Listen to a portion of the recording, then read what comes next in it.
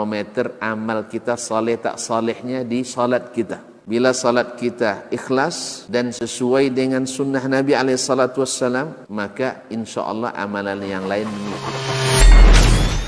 Ini aktivitas ini membantu saya di akhirat atau akan menyulitkan saya di akhirat? Kalau seandainya perbuatan itu ternyata akan menyulitkan kita di akhirat kelak, tinggalkan perbuatan itu. Anta ni'mal jund. Kamu adalah sebaik-baik prajurit. Coba lihat. Kamu adalah sebaik-baik prajurit. Maka tujuannya adalah menghancurkan kehidupan rumah tangga.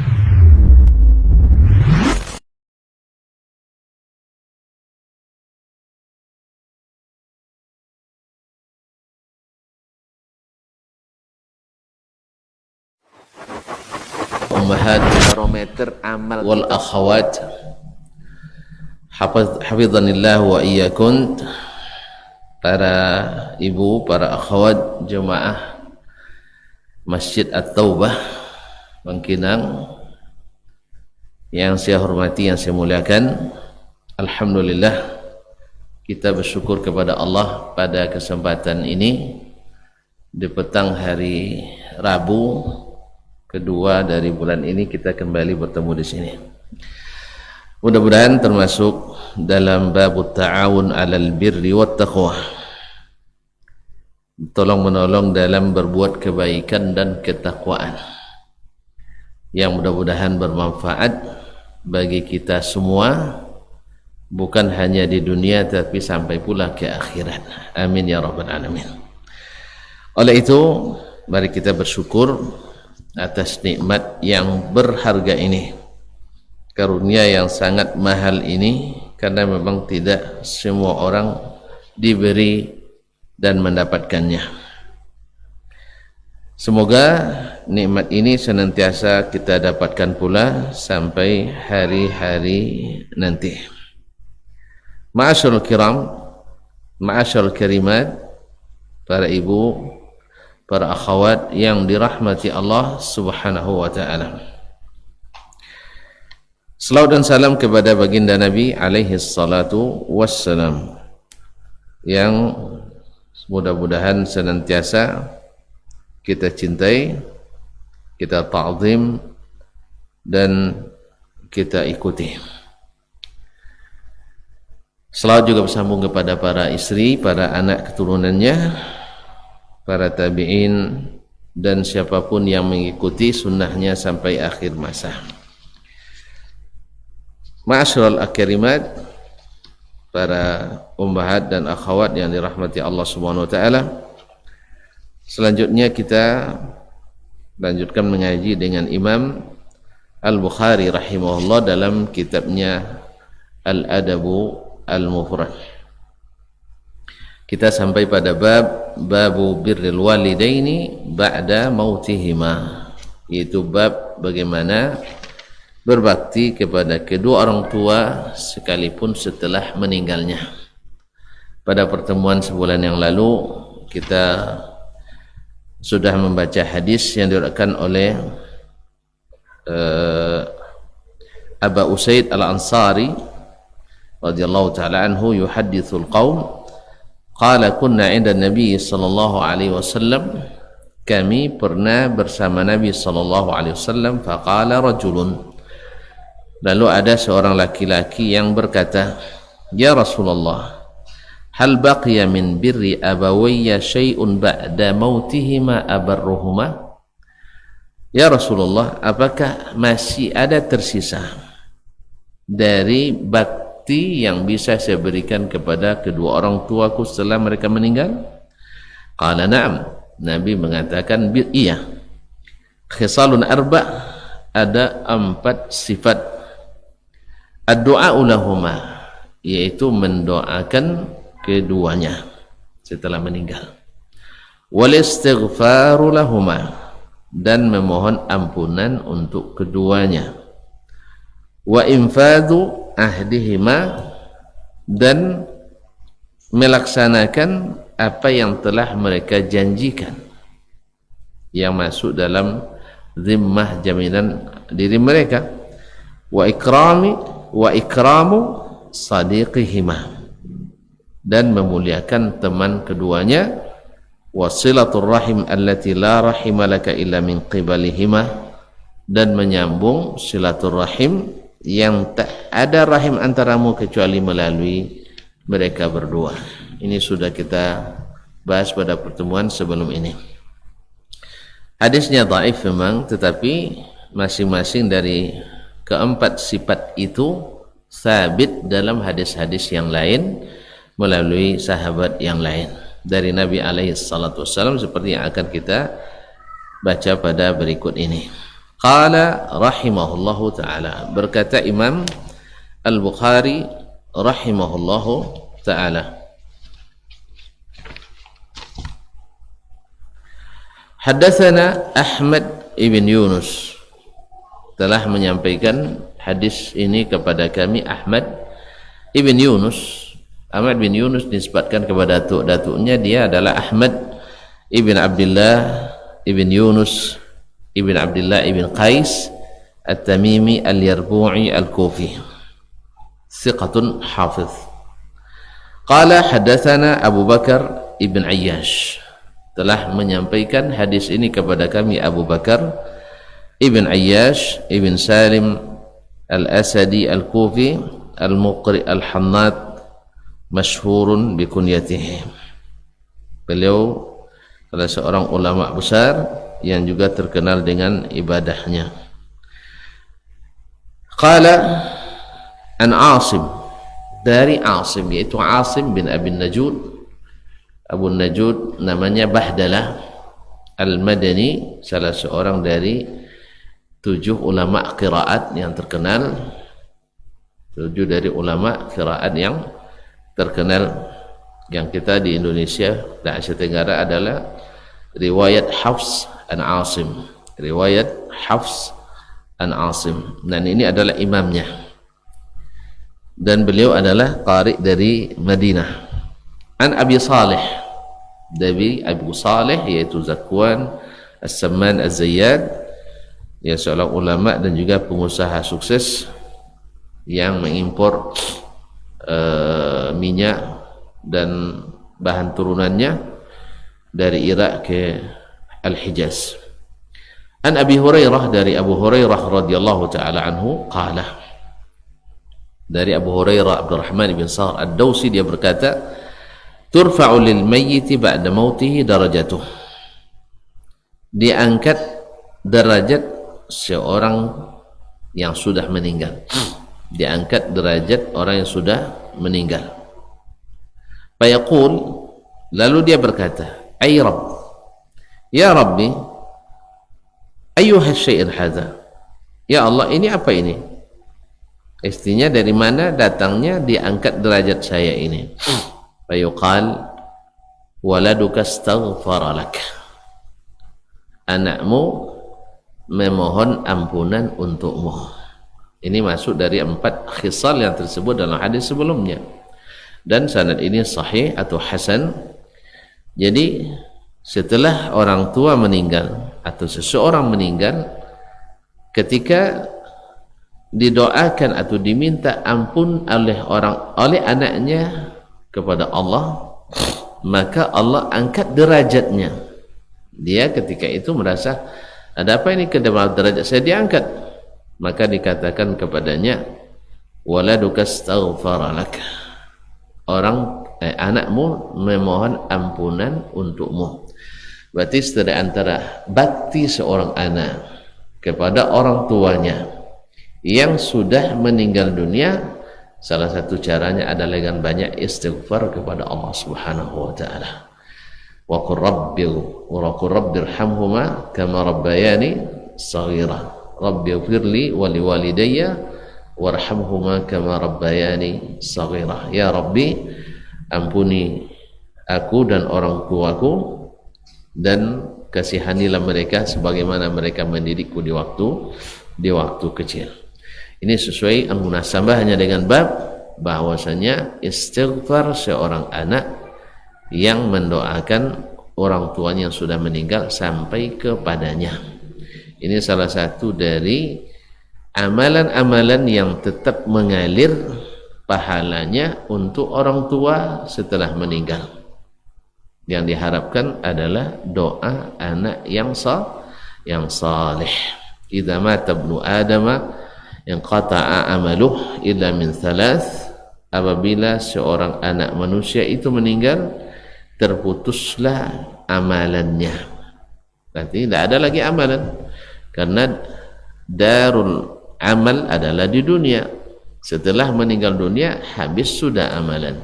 Tapi ada beberapa amalan yang dikerjakan atau disiapkan di dunia, setelah meninggal tetap mengalir pahalanya untuk orang yang sudah meninggal itu. Maka siapa yang mengetahui ini pasti tidak boleh sia-sia dalam atau tidak boleh menyia-nyiakan kesempatan ini. Para ibu, para akhwat yang memiliki anak, maka jadikanlah mereka anak yang saleh. Jadikan mereka anak yang saleh, karena sesungguhnya yang perlu dipersiapkan orang tua itu bukanlah makan dan minum saja. Bahkan bila anak saleh ditinggalkan, walaupun dalam serba kekurangan, Allah pasti akan membantunya. Barangkali kisah Umar bin Abdul Aziz menjadi inspirasi yang besar bagi kita. Seorang khalifah yang aslinya kaya raya. Ya tuan-tuan, perempuan nak tahu, Umar bin Abdul Aziz kalau dia lewat 50 meter itu bau aroma harum bajunya. Ini sebelum dia jadi khalifah.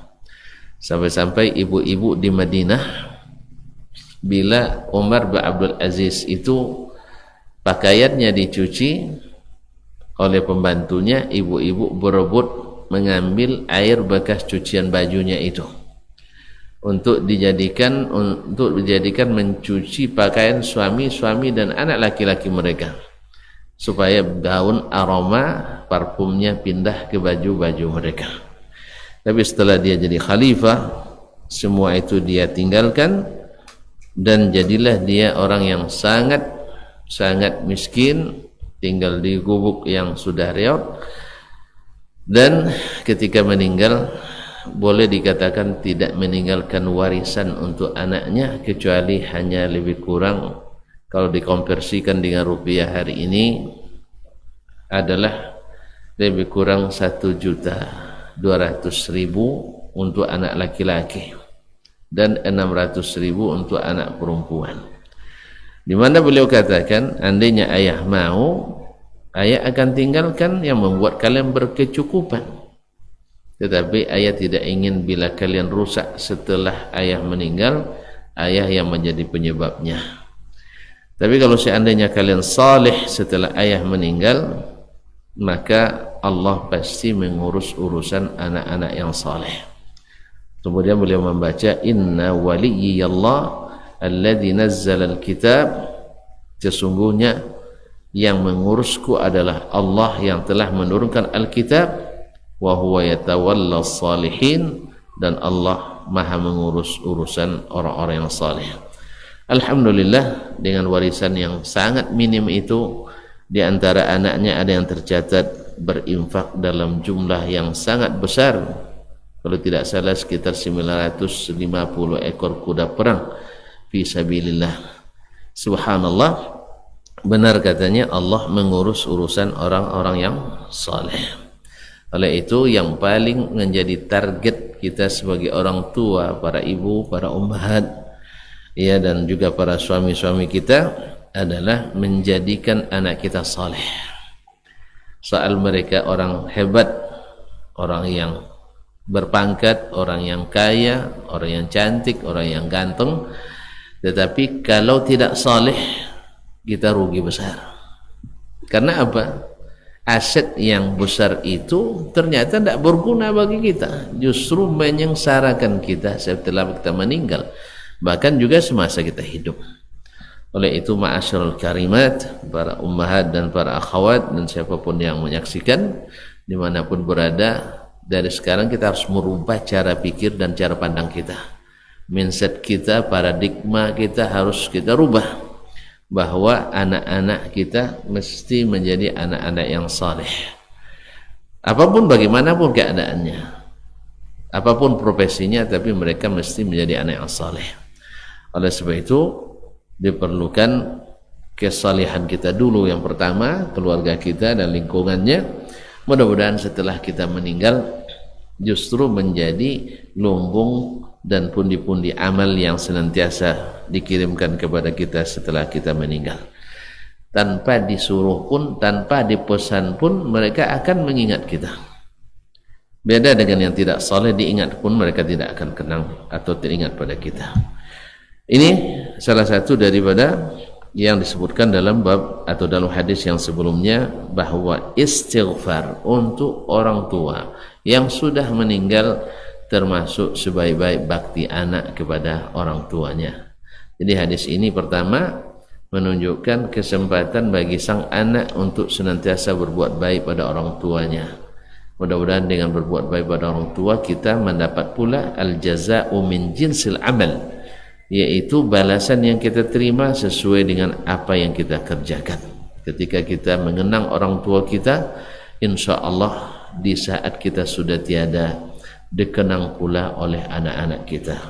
Yang kedua, bahwasanya amal-amal terputus kecuali yang dikecualikan oleh dalil-dalil yang disebutkan. Oleh dalil yang disebutkan. Hukum asalnya selesai ajal, sampai ajal selesai amal. Ini hukum asalnya. Tapi Allah SWT Maha Hikmah, Maha Pengasih, Maha Penyayang, diberikannya atau dibukanya kesempatan-kesempatan bagi orang muslim dan muslimah untuk mempersiapkan sesuatu yang akan dituai hasilnya walaupun mereka sudah meninggal dunia. Baik, hadis yang kedua atau yang ketiga dalam bab ini, qala rahimahullah hadatsana Musa, telah menyampaikan hadis kepada kami Musa, yaitu Musa ibn Ismail At-Tabuzaki Abu Salamah Al-Minqari, termasuk guru Imam Al-Bukhari yang paling junior. Qala hadatsana Salam ibn Abi Muti', telah menyampaikan kepada kami hadis ini Salam ibn Abi Muti' Al-Qurashi maulahum, an Ghalib, dari Ghalib yaitu Ghalib Al-Qattan. Ghalib Al-Qattan Abu Salama ibn Abi Ghailan Al-Qurashi maulahum, juga thiqatun. Nah, qala Muhammad ibn Sirin, dia berkata Muhammad ibn Sirin, yaitu Muhammad ibn Sirin Al-Basri. Beliau adalah salah satu dari yang masuk nominasi ulama tabi'in paling hebat atau paling afdal, paling mulia, di samping Uwais Al-Qarni, Sa'id bin Musayyib Al-Qurashi, dan Al-Hasan Al-Basri, Abu Ishaq As-Sabi'i. Mereka ini adalah orang-orang yang disebut-sebut afdalut tabi'in, orang yang paling afdal di kalangan ulama tabi'in. Ada yang mendahulukan Sa'id bin Musayyib, ada yang mendahulukan Al-Hasan Al-Basri, ada yang mendahulukan Uwais Al-Qarni, dan ada yang mendahulukan Muhammad ibn Sirin yang tersebut dalam sanad ini. Beliau dikenal dengan keahliannya, diantaranya di samping ilmu juga ahli mentakwil mimpi. Ahli mentakwil mimpi. Qala kunna inda Abi Hurairah, berkata atau kami pernah di sisi Abu Hurairah lailatan, di suatu malam. Faqala Allahumma ighfir li Abi Hurairah, lalu dia berkata, ya Allah ampuni dosa Abu Hurairah, wali ummi, dan dosa ibunya, wali man istaghfara lahuma, dan dosa orang-orang yang memohon ampunan untuk Abu Hurairah dan ibunya. Qala li Muhammad, berkata kepadaku Muhammad ibn Sirin, fanahnu nastaghfiru lahuma hatta nadkhula fi da'wati Abi Hurairah, kami mohon ampun untuk Abu Hurairah dan ibunya sebab kami ingin masuk dalam doa Abu Hurairah tadi. Abu Hurairah tadi kan mendoakan dirinya, ibunya, dan siapapun yang mendoakan mereka berdua. Nah, begini antusiasnya para sahabat Nabi alaihissalam dan para tabi'in untuk mendapat doa orang-orang yang saleh. Doa orang-orang yang saleh. Andainya kita mendengar misalnya Nabi mendoakan rahimallahu mra'an arafa qadra nafsih, semoga Allah merahmati orang-orang yang sadar, orang-orang yang mengetahui kadar dirinya, maka kita pun berusaha untuk masuk dalam doa tersebut. Dalam doa tersebut, atau ketika kita sedang haji atau haji misalnya atau umrah, Nabi alaihissalam pernah mendoakan rahimallahu Allahumma arhamil muhalliqin 3 kali.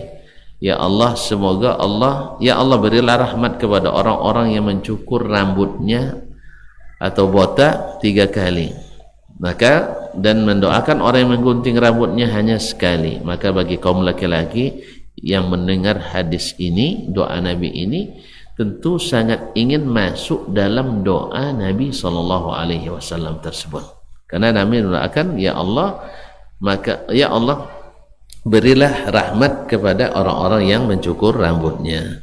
Ma'asyarul karimat yang dirahmati Allah. Di sini Abu Hurairah radhiyallahu taala anhu seperti yang diceritakan oleh Muhammad ibn Sirin, kami bersama Abu Hurairah suatu malam lalu dia berdoa, ya Allah ampuni dosa Abu Hurairah dan ampuni dosa ibunya dan dosa orang-orang yang mohon ampunan untuk keduanya.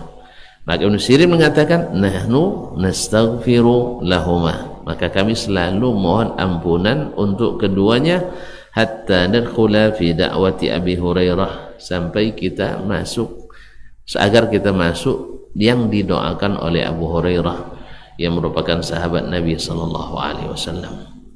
Masyaallah karimat dirahmati Allah. Ini masuk dalam bab birril walidaini ba'da mautihima, bab tentang berbakti kepada orang tua walaupun setelah meninggalnya, di mana Abu Hurairah radhiyallahu taala anhu mendoakan ibu yang sudah meninggal, Berarti ini salah satu bakti. Dan tuan-tuan perempuan kan tahu sendiri kemarin bahwa Abu Hurairah radhiyallahu taala anhu adalah orang yang paling termasuk yang paling berbakti pada ibunya, sampai didoakan oleh Nabi SAW, ya Allah berikan, cintailah Abu Hurairah dan ibunya, dan cintailah orang-orang yang mencintai keduanya. Ma'asyiral kiram dirahmati Allah. Oleh sebab itu, siapa yang mencintai Abu Hurairah, mudah-mudahan ibu dan ibunya mudah-mudahan masuk dalam doa Nabi tadi, ya Allah cintailah orang yang mencintai keduanya. Sebaliknya, orang yang membenci Abu Hurairah barangkali masuk pula pada orang yang dibenci oleh Allah tabaraka wa ta'ala. Al-ummahat wal akhawatil karimah rahimanillah wa iyyakunna, hadis ini juga diambil pelajaran daripadanya, satu, bagaimana keakraban antara para ulama dengan orang-orang yang menuntut ilmu. Yang kedua, sampai mereka mencontoh apa yang dilakukan oleh seorang alim ini. Yang kedua, bahwa doa untuk orang tua setelah meninggal adalah termasuk yang mengalir pahala dan diterima serta mustajab. Yang ketiga, bahwa di antara doa yang paling utama yang didoakan untuk orang sudah meninggal adalah istighfar untuknya, seperti yang juga disebutkan sebelumnya. Dan yang keempat, bahwa ikut mendoakan orang lain termasuk mendoakan diri sendiri. Dalam hadis disebutkan, siapa yang mendoakan saudaranya ala dhahril ghaibi, di belakang tanpa diketahuinya, maka malaikat mengatakan amin walaka mithluh, amin, semoga Allah kabulkan dan bagimu juga apa yang kau doakan untuk saudaramu itu. Ini sebenarnya kaum muslimat dirahmati Allah, doa saudara bagi saudaranya yang sedang tidak bersamanya itu bagusnya sebenarnya hakikatnya mendoakan diri kita sendiri. Kita mendoakan saudara itu, kita didoakan oleh malaikat. Oleh itu jangan segan-segan mendoakan kebaikan untuk saudara kita. Jangan segan-segan mendoakan kebaikan untuk saudara kita.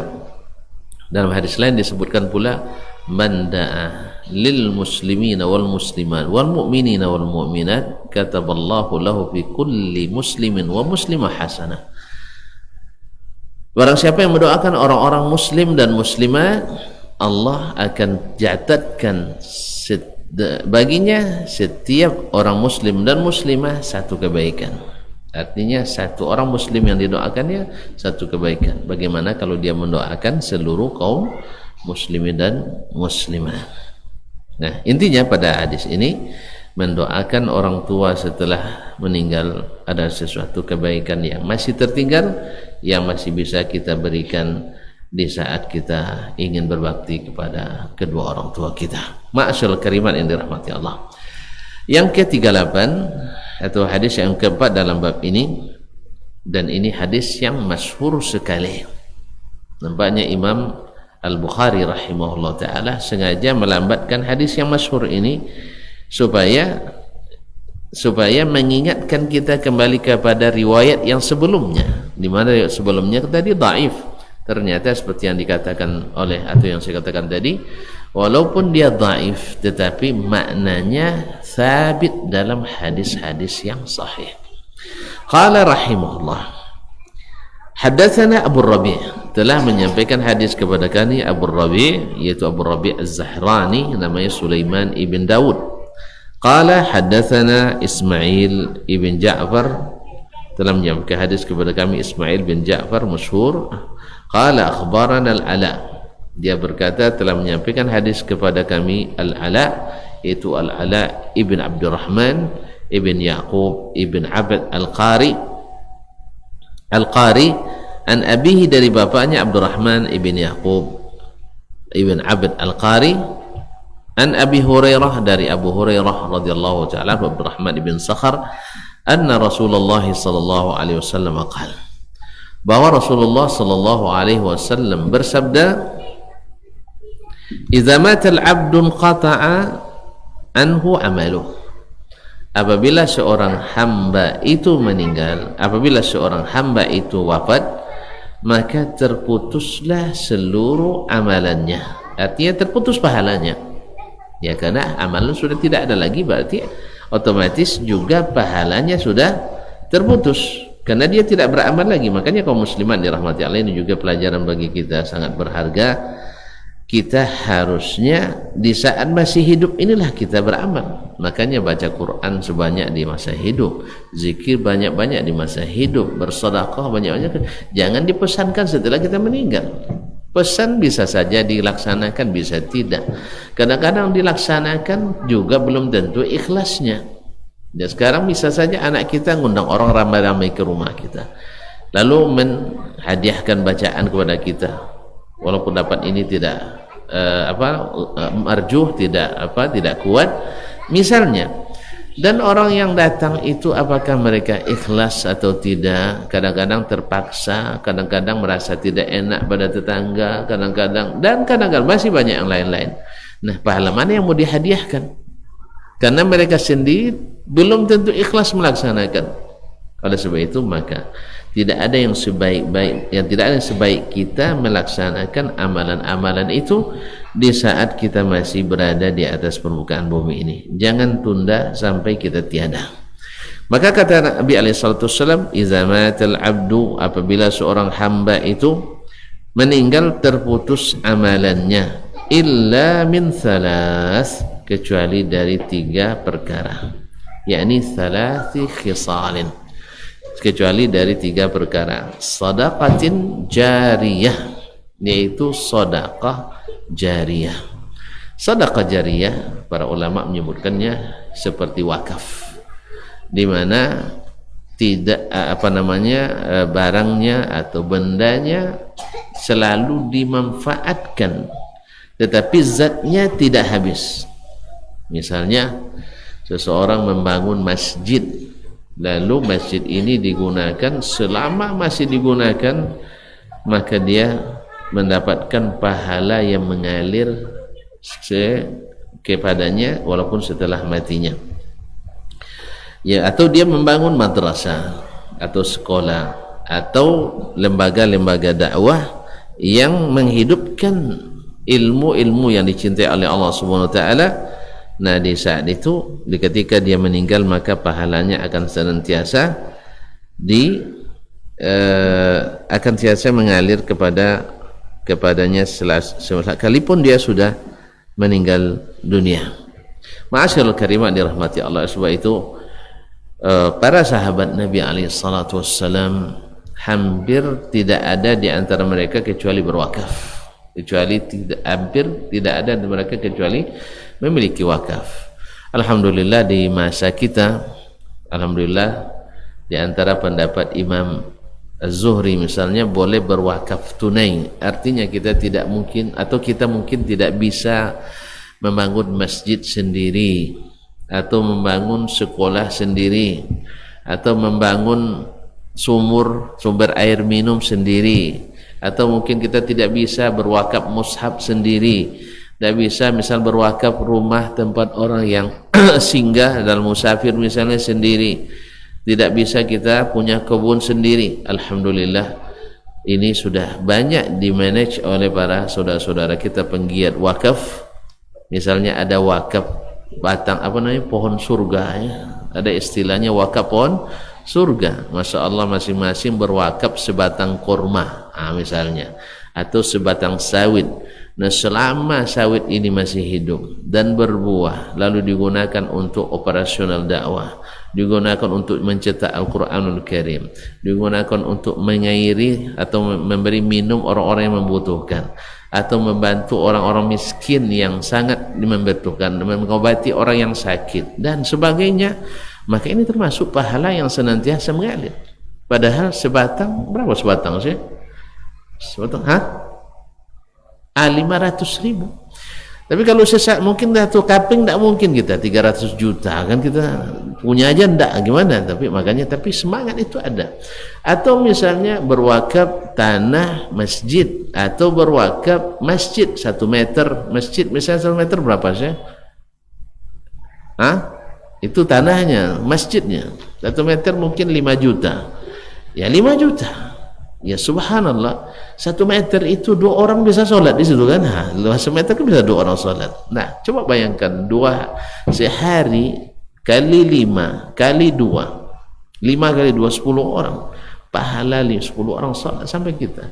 Ya sederhana kaum muslimat dirahmati Allah. Oleh sebab itu kesempatan untuk berwakaf, untuk sedekah jariyah di masa kita, masya Allah tuh, apalagi dengan wakaf untuk media-media dakwah dan sebagainya, seperti kamera, apalagi namanya saya tidak paham lagi namanya, laptop dan sebagainya. Ini juga kesempatan emas bagi kita. Karena apa? Man dalla ala khairin kafa'ilihi.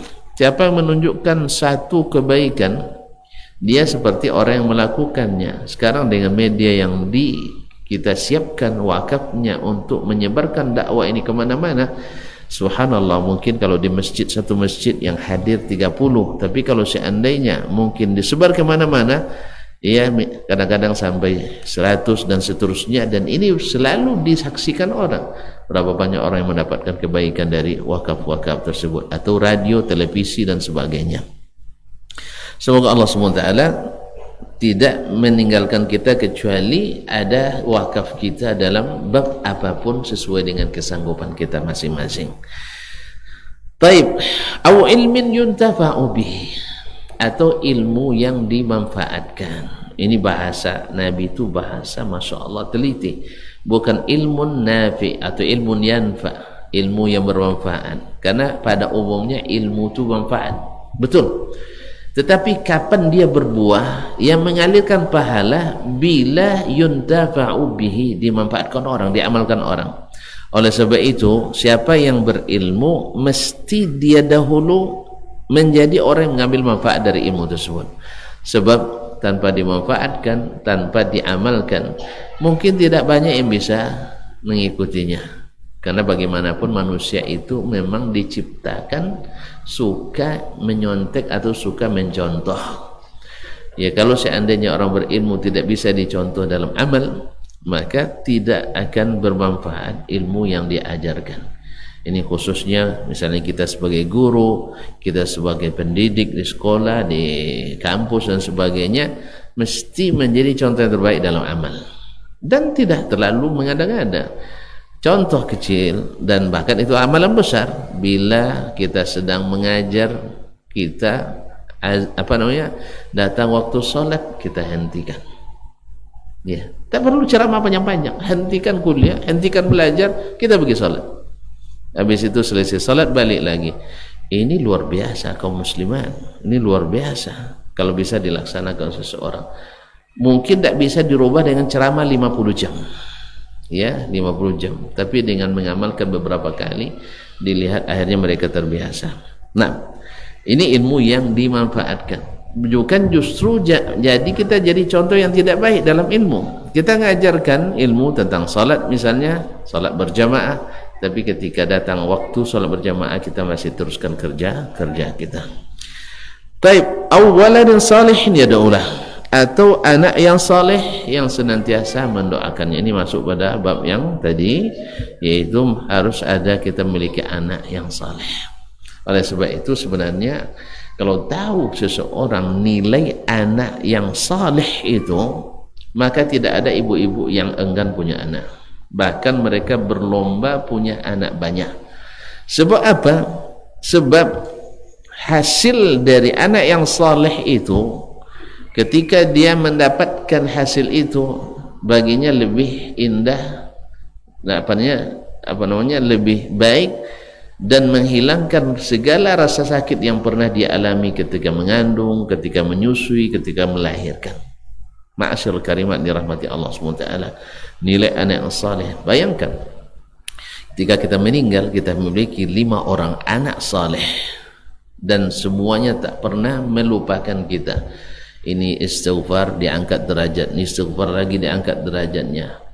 Subhanallah. Mudah-mudahan sampai hari kiamat atau sampai mereka meninggal, kita sudah mungkin dibersihkan Allah SWT dan diangkat derajat setinggi-tingginya. Oleh itu para ummahat, para akhwat dirahmati Allah, maka doalah kepada Allah supaya kita mendapat anak yang saleh. Tidak apa-apa, tidak masalah. Kaya pun mereka tidak ada masalah, tapi mesti saleh. Tinggi pun ilmunya tidak ada masalah, tapi mereka harus saleh. Ini yang harus kita cita-citakan, bukan mengamankan kehidupan masa depannya. Masa depan kita tidak di tangan kita, di tangan Allah SWT. Baik kaum muslimat dirahmati Allah. Yang terakhir adalah dalam bab ini berkata Imam Al-Bukhari rahimahullah, haddatsana Yasarah ibn Safwan, telah menceritakan kepada kami Yasarah ibn Safwan ibn Jamil Abu Abdurrahman Asy-Syami Al-Balati Al-Lakhmi. Qala, dia berkata, haddatsana Muhammad ibn Muslim, telah menceritakan kepada kami Muhammad ibn Muslim Asy-Syami, Muhammad ibn Muslim ibn Tadrus Al-Makki, an Amrin, dari Amr, yaitu Amr bin Dinar Al-Makki, an Ikrimah, dari Ikrimah maula bin Abbas radhiyallahu anhumah, an Ibni Abbas, dari Ibnu Abbas Abdullah bin Abbas bin Abdul Muttalib, habrul ummah wa turjumanul Quran, ulama besar kalangan sahabat Nabi alaihi salatu wassalam, anna rajulan qala, bahwa seseorang laki-laki berkata, ya Rasulullah, wahai Rasulullah, inna ummi tufiyat, sesungguhnya ibuku sudah wafat, walam tusi, tapi tidak menulis wasiatnya, apa yanfa'uha an atasaddaqa anha, apakah bermanfaat baginya saya bersedekah atas namanya? Qala na'am, Nabi mengatakan iya, artinya silahkan bersedekah atas nama ibumu yang sudah meninggal. Ma'asyarul karimat dirahmati Allah SWT, sebelum kita lanjutkan hadis ini, kalau ada pertanyaan mohon disiapkan segera. Kalau ada, kalau tidak ada bagus sekali. Nah. Inna ummi tufiyat, ibu saya meninggal. Berarti dia sudah meninggal. Dan ketika meninggal tidak ada wasiat. Dia tidak wasiat. Kalau wasiat kan tinggal dilaksanakan, ya fulan. Nanti kalau ibu meninggal, tolong bantu misal Masjid At-Taubah sekian. Masjid masjid apa lagi sih? Masjid ini sekian. Masjid Hamalatul Ilmi sekian misalnya kan. Radio Rabbani misalnya sekian. Apalagi Hak TV sekian misalnya kan, sebagainya. Masjid Raya sekian, Masjid Kiram sekian misalnya. Tapi jangan sampai habis harta warisan itu, sepertiga. Nah, itu pasti kita laksanakan. Wasiat namanya, wasiat orang tua. Cuma sayang kita kadang-kadang akhwat para ummahat yang saya muliakan, wasiat orang tua masya Allah takut tak dilaksanakan, tapi wasiat Allah membagi warisan tidak kita laksanakan, kita tidak takut. Padahal warisan itu wasiat Allah. Membagi warisan sesuai pembagian syariat itu wasiat dari Allah. Pertama dimulaikan yusikumullahu fi auladikum lizzakari mithlu hadzil unthayain. Allah berwasiat kepadamu. Kemudian di ujung ayat wasiyatan minallah, wasiat dari Allah. Kita kalau cerita tentang wasiat orang tua, wasiat orang yang meninggal, kita takut, tak berani, tidak melaksanakannya. Tapi wasiat dari Allah sering kita lalaikan. Ma'asyiral ummahat wal akhawat rahimanillah wa iyyakunna. Nah, sekarang dia bertanya, afa yanfa'u an atasaddaqa anha? Bermanfaat tak kalau saya bersedekah untuk orang tua? Kata Nabi alaihi salatu wasallam, na'am, iya. Ini juga menjadi dalil bahwa di antara amal yang bermanfaat bagi orang tua yang merupakan bakti dari anak kepada orang tuanya setelah meninggal, yaitu bersedekah atas nama orang tuanya. Bersedekah atas nama orang tuanya. Sedekah ini baik dalam bentuk bantuan kepada orang miskin, atau baik dalam bentuk hadiah untuk keluarga atau orang yang patut dihormati, atau dalam bentuk sedekah hibah, bahkan wakaf sama sekali. Bahkan wakaf juga masuk dalam sedekah yang diberikan atas nama orang tua kita. Masya Allah. Oleh sebab itu kaum muslimat dirahmati, ini kesempatan luar biasa. Di samping doa, di samping ada sedekah yang masih bisa kita berikan atas nama orang tua kita. Wallahu taala alam. Wa sallallahu ala nabiyyina Muhammadin wasallam. Dengan demikian selesai bab ini. Insyaallah pada pekan kedua bulan depan, insyaallah kita masuk babu birri man kana yasuhu abuhu, insyaallah taala. Demikian yang dapat kami sampaikan untuk kajian kita pada petang hari ini. Semoga Allah mudahkan kita memahami dan dikuatkan pula untuk menjadikannya amalan yang teraplikasi. Terima kasih dan mohon maaf kalau ada pertanyaan. Mungkin ada beberapa waktu, sekitar 10 menit lah, ya. 10 menit dengan jawabannya sekali. Ini bukan hanya soalannya, jawabannya.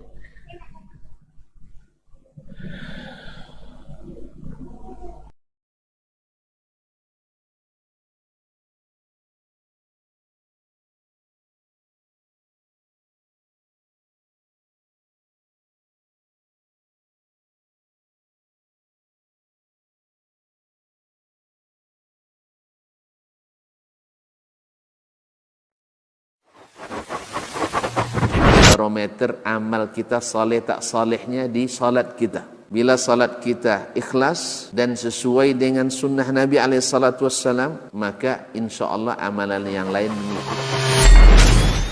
Ini aktivitas ini membantu saya di akhirat atau akan menyulitkan saya di akhirat? Kalau seandainya perbuatan itu ternyata akan menyulitkan kita di akhirat kelak, tinggalkan perbuatan itu. Anta ni'mal jund. Kamu adalah sebaik-baik prajurit. Coba lihat. Kamu adalah sebaik-baik prajurit. Maka tujuannya adalah menghancurkan kehidupan rumah tangga.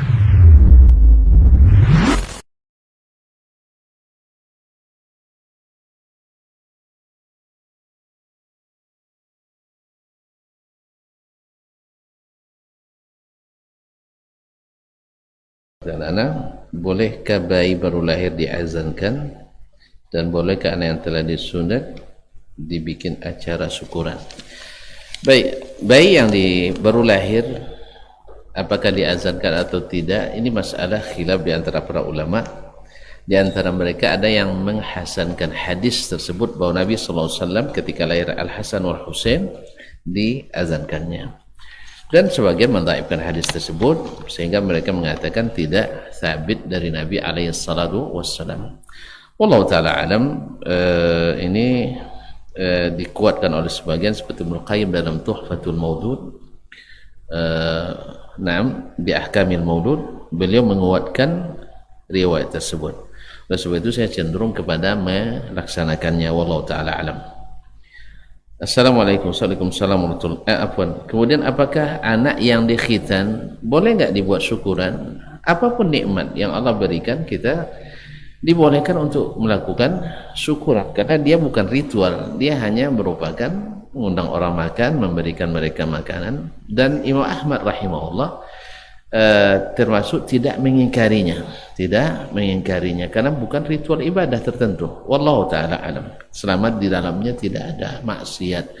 Tapi kalau buat pesta seperti acara pernikahan, ngundang band dan organ tunggal, itu enggak, ini bercampur dengan yang haram. Oke, kita dapat pahala juga apabila kita bersedekah atas nama orang tua kita yang sudah meninggal. Tapi kan ceritanya tadi bakti pada orang tua mestilah berpahala, bahkan sebesar-besar pahala yang kita dapat. Pahala berbakti pada orang tua dan pahala bersedekah tadi. Ya, lebih besar lagi insyaallah taala. Nah, apakah boleh berkurban atas nama orang tua yang telah meninggal? Berkurban ini babnya lain. Ya, berkorban itu yang berkorban orang yang masih hidup. Adapun yang sudah meninggal, kita masukkan dalam pahala korban kita. Karena yang berkorban itu yang hidup, yang sudah mati tidak berkorban. Wallahu ta'ala. Ini jawaban singkatnya. Ya, walaupun sebagian dalam mazhab Syafi'iyah membolehkan, tetapi dalam hal ini dalil jumhur lebih kuat dan lebih kokoh. Nah, wallahu ta'ala alam. Assalamualaikum Ustaz. Apakah makna hadis demi Allah sungguh satu orang saja diberi petunjuk oleh Allah melalui perantaraanmu maka itu lebih baik dari unta merah? Apakah bentuk amalnya memasukkan orang lain ke dalam Islam? Jazakillah khairan. Makasih ya. Orang lain ke dalam Islam atau bisa amalan seperti mengajak orang ikut majlis ta'lim dan sebagainya. Baik, akhwat atau ummahat yang bertanya, makna hadis tersebut ini kan ketika Nabi SAW dalam perang Khaybar, beliau malamnya mengatakan la'utiyanna rayata ghadan rajulan yuhibbullaha wa rasulah wa yuhibbuhullah wa rasuluh. Besok akan saya serahkan bendera, pembawa benderanya kepada seorang laki-laki yang mencintai Allah dan Rasulnya dan dicintai oleh Allah dan Rasulnya. Besok harinya para sahabat pada ingin mendapatkan kemuliaan itu, sehingga mereka berbaris menunggu Nabi SAW. Ternyata Nabi mencari Ali bin Abi Thalib radhiyallahu taala anhu, lalu tidak terlihat. Lalu ditanyakan, di mana Ali? Dikatakan dia sedang sakit mata. Maka disuruh panggil oleh Nabi SAW. Lalu Nabi membacakan ruqyah kepadanya, dan seketika dengan izin Allah sehat kembali. Lalu Nabi menyerahkan bendera itu kepada Ali bin Abi Thalib. Nah, lalu pesan Nabi SAW waktu itu, apa kata Nabi SAW? Imdi ala rislik, wahai Ali, majulah dalam keadaan jangan tergesa-gesa. La ayyahdiallah, maksudnya jangan tergesa-gesa bunuh orang, betul maksudnya, jangan tergesa-gesa untuk membunuh dan sebagainya. Sebab apa? La ayyahdiallahu bika rajulan khairun laka min humurin na'am.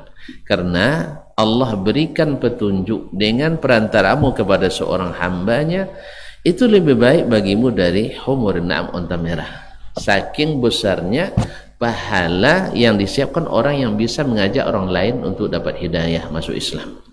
Yang kedua, bahwa orang Islam itu berjihad bukan untuk membunuh, tetapi adalah untuk menyampaikan hidayah. Makanya sebelum diperangi, diberikan pilihan antara masuk Islam dengan sukarela atau menyerah dengan syarat ikut pemerintahan Islam, atau yang ketiga ya tentu bertemu di badan perang. Nah, jadi maksudnya adalah tujuan utama daripada berjihad itu adalah untuk menyampaikan hidayah, dan ketika ada penghalang maka waktu itu terpaksa dilakukan dengan cara perang. Ma'asyiral kiram dirahmati Allah. Nah, apakah amal yang tersebut, pahala yang disebutkan juga masuk dalam membawa orang ngaji? Insyaallah masuk. Insyaallah masuk, karena di antara kaum muslimin sendiri masih banyak yang belum mempelajari agamanya. Bahkan mohon maaf, di antara kaum muslimin dan muslimat ada yang masih melakukan pekerjaan orang-orang jahiliyah dulu. Ya, orang-orang jahiliyah yang kadang-kadang sampai kepada kesyirikan dan mereka tidak tahu. Nah, sekarang kita bawa dia ngaji dan alhamdulillah mengerti dan mau meninggalkannya, atau meninggalkan yang jelas-jelas disyariatkan kepada yang tidak jelas dan tidak disyariatkan, maka kita ajak untuk mengaji, hanya dia menerima, insyaallah man dalla ala khairin kafa'ilih, kata Nabi, siapa yang menunjukkan jalan kebaikan seperti orang yang melaksanakannya. Wallahu ta'ala alam. Masya Allah, tabarakallah. Ustaz, apakah air susu ibu termasuk sedekah jariyah bagi kaum ibu? Ini bukan sedekah ini justru apa namanya, tidak bisa dibalaskan. Ini bukan lebih dari sedekah, ini lebih daripada sedekah. Makanya anak itu milik kita. Anak itu adalah bagian dari usaha kita. Makanya kalau kita berhasil mendidiknya dia jadi orang saleh, kebaikan yang dia lakukan mudah-mudahan juga untuk kita. Mudah-mudahan juga untuk kita. Jadi lebih dari sekedar sedekah ibu. Berbahagialah karena sudah menyusukan anak, berbahagialah karena sudah mengandung anak, berbahagialah karena sudah melahirkan anak, dan berbahagialah karena sudah mendidik anak. Luar biasa, tidak bisa dihargai. Ini lebih dari segala yang kita bayangkan. Apakah makanan yang kita sedekahkan dan menjadi gizi bagi yang memakannya, apakah termasuk sedekah jariyah? Tidak masuk sedekah jariyah ini. Kalau orang lain tidak, tapi kalau anak memang untuk kita memang. Tapi kalau orang lain tidak, tapi mudah-mudahan membantu dia untuk berbuat taat. Mudah-mudahan dengan demikian Allah berikan pahala itu kepada kita. Wallahu ta'ala alam. Assalamualaikum warahmatullahi wabarakatuh. Apa Ustaz? Ana bertanya bukan tema. Ingin tanya masalah riba. Sebelum hijrah kami pernah sekolahkan BPKB Kelesing. Subhanallah. Ini luar biasa. Ini hampir kalau PNS ini hampir tidak ada yang SK yang tidak sekolah. Anggap ya pinjaman 10 juta dan kalau dihitung semua tenor totalnya 16 juta. Subhanallah, 10 juta jadi 16 juta. Kami sudah bayar 5 juta ke leasing. Di sini ana tanya gimana caranya agar kami terhindar dari riba. Seharusnya kami perlu melunaskan 5 juta lagi jika kami pinjam awal 10 juta karena sudah dibayar 5 juta. Apa yang harus ana dan suami lakukan? Ya, segera dilunasi, karena kalau bisa dihapuskan bunganya tadi, dilunasi, dan kalau bisa dihapuskan bunganya. Setahu saya menurut aturan dan undang-undang yang namanya bunga bukan hanya di bukan hanya bank syariah, bahkan di bank konvensional pun secara internasional boleh dihapuskan bunga itu. Dan kalau konsumen nasabah memohon, maka pihak bank mesti menghapuskannya, atau artinya kesepakatan di antara mereka. Wallahu ta'ala alam. Karena bunga itu pada asalnya ya istilahnya berhutang pada asalnya kan tanpa bunga seharusnya. Maka bila ada orang yang nak melepaskan diri dari ikatan itu dan dibayarnya segera, insya Allah dimudahkan. Ustaz, apakah orang yang meninggal karena kecelakaan mati syahid? Insya Allah. Karena termasuk yang mati syahid, orang yang mati terhempas dan terhimpit, insya Allah mudah-mudahan. Apakah perbedaan syahid dunia dan syahid akhirat? Syahid dunia itu artinya syahid di dunia, artinya dia di dunia disebut syahid, tapi di akhirat itu tidak seperti syahid akhirat. Syahid akhirat itu kalau meninggalnya masuk surga tanpa hisab, tapi tentu saja Allah Maha tahu apa motifnya, apa niatnya. Ya, bukan semua orang yang mati otomatis karena kecelakaan otomatis syahid langsung masuk surga, tidak.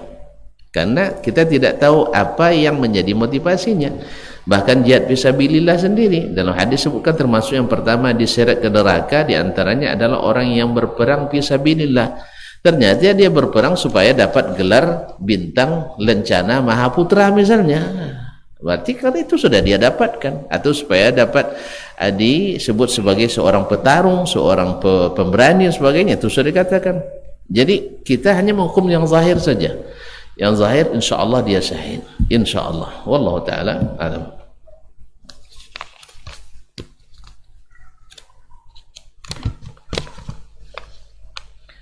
Assalamualaikum warahmatullahi wabarakatuh. Mohon nasihat Ustaz. Ana bekerja sebagai guru. Namun dalam keseharian bekerja setiap hari ana merasa tidak tenang dalam bergaul karena ana merasa belum satu akidah dengan teman-teman bekerja. Teman-teman ana masih banyak yang belum menuntut ilmu syar'i. Ana pernah berpikir untuk berhenti. Jika ana berhenti, apakah termasuk tidak berbakti kepada orang tua Ustaz? Mohon nasihatnya Ustaz. Pertama, kita termasuk besar pahalanya bila di lingkungan yang tidak sehat kita tetap sehat. Bila di lingkungan yang tidak saleh kita tetap bisa menjaga saleh. Dan lebih baik lagi kalau kita bisa mensalehkan orang lain. Maka kalau seandainya diupayakan, diusahakan tetap menjaga kesalehan diri, kemudian mengajak yang lain untuk saleh. Tetap kita mengaji dan mengajak yang lain untuk mengaji. Tetap berakidah yang benar dan mengajak yang lain untuk berakidah yang benar. Maka insyaallah taala suatu saat Allah akan lihatkan hasilnya. Kita akan melihat orang-orang yang masya Allah berdasar dengan dakwah kita menikmati kajian-kajian ini. Karena memang memerlukan kesabaran dan ketabahan. Ya tidak bisa sekali, dua kali, tiga kali. Oleh sebab itu, kalau seandainya yang bertanya bisa bertahan atau mempertahankan kesalehan dirinya dengan tetap berada mengajar di tempat itu, bukan justru berubah atau terkontaminasi, wallahu taala alam, saya tidak menyarankan untuk berhenti. Tapi kalau seandainya kita yang khawatir rusak gara-gara lingkungan yang tidak sehat, tentu ibu lebih tahu, wallahu taala alam. Nah, apakah termasuk tidak berbakti pada orang tua? Saya tidak paham maksudnya. Apakah karena bekerja ini ikut orang tua, karena orang tua dulu membiayai kita sekolah, kuliah dan sebagainya. Dan ini kan tentu saja karena ada beberapa hal bakti itu bukan hanya pada itu. Bakti bukan hanya pada bekerja. Karena memang tuntutan sebagian orang tua anaknya bila sekolah tinggi mesti bekerja. Memang ada. Tapi kalau seandainya dengan itu membuat kita mengorbankan akidah, mengorbankan kesalehan kita, mengorbankan bahkan mungkin terpaksa berbuat maksiat di dalamnya, maka la ta'ata li makhluqin fi ma'siyatil khaliq, tidak bisa atau tidak bolehkan taat kepada makhluk ketika berbuat maksiat kepada al-khaliq. Wallahu taala a'lam. Apalagi sampai di situ kajian kita malam ini, petang ini. Mudah-mudahan bermanfaat. Sampai jumpa kembali insyaallah di lain waktu. Wallahu taala a'lam. Sallallahu alaihi nabiyina Muhammadin wasallam. Mohon maaf, terima kasih. Subhanakallahumma bihamdik asyhadu an la ilaha illa anta astaghfiruka wa atubu ilaik. Wassalamualaikum warahmatullahi wabarakatuh.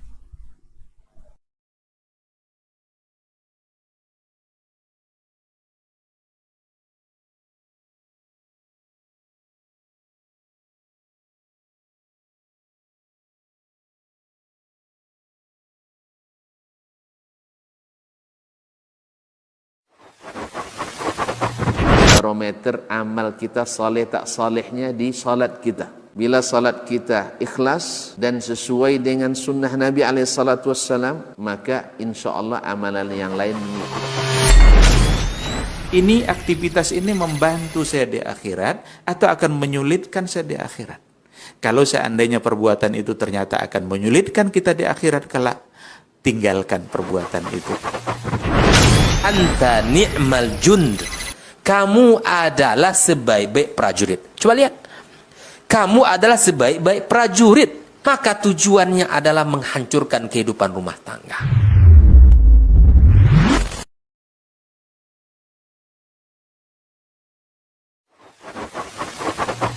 Barometer amal kita saleh tak salehnya di salat kita. Bila salat kita ikhlas dan sesuai dengan sunnah Nabi SAW, maka insya Allah amalan yang lain